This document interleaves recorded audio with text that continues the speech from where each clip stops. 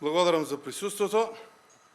Почитувани, после цела година сеење магла од страна на власта, излезе на виделина дека во Собранието нема двотретинско мнозинство за уставни измени.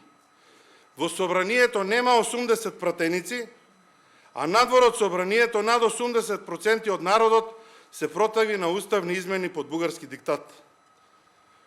Денес се соочија со суверенитетот и интегритетот на Македонија од една страна и инаетот и ароганцијата на власта од друга страна.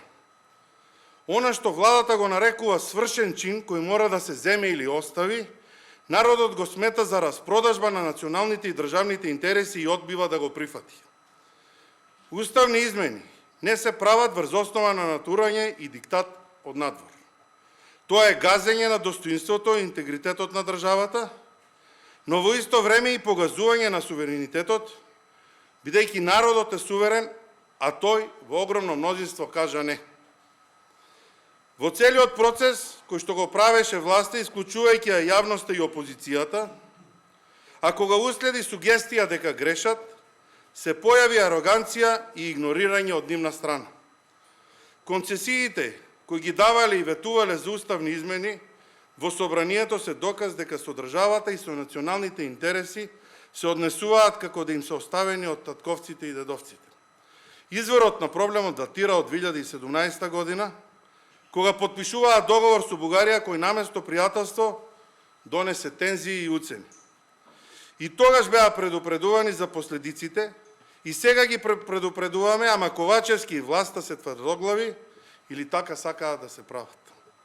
Прифатија услови за евроинтеграции кои ги немала ниту една земја пред нас, услови кои значат или вечни преговори, или асимилација. Ја внесоа со својата кусогледост државата во ќорсокак.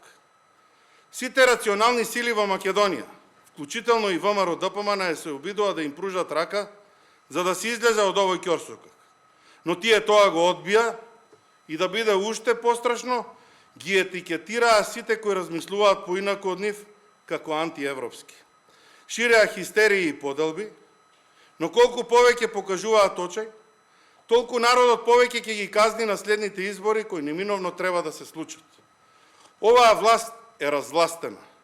Не само заради тоа што уставните измени им се удрија од зид, туку затоа што ја упропастија државата. Институциите се киднапирани, а СДСМ и ДУИ се фрлени на криминал и корупција која граѓаните ја плаќаат со своите пари, но и со своите животи. Оваа власт е продолжниот кабел кој ја изгоре Македонија. Оваа власт е инфлацијата која што го изеде стандардот. Оваа власт е апатија која што ги брка граѓаните. Оваа власт е проблемот, а решението на тоа се избори час поскоро и промена на властот. Уставни измени под диктат нема, ама затоа избори мора да има, бидејќи оваа власт е делегитимирана. Благодарам.